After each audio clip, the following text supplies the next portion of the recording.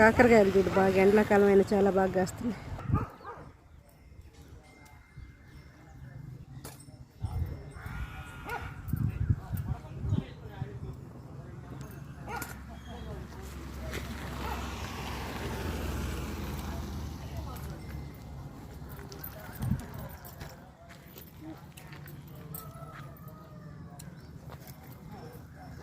ఎండాకాలం అయినా చూడండి బాగా కాస్తుంది.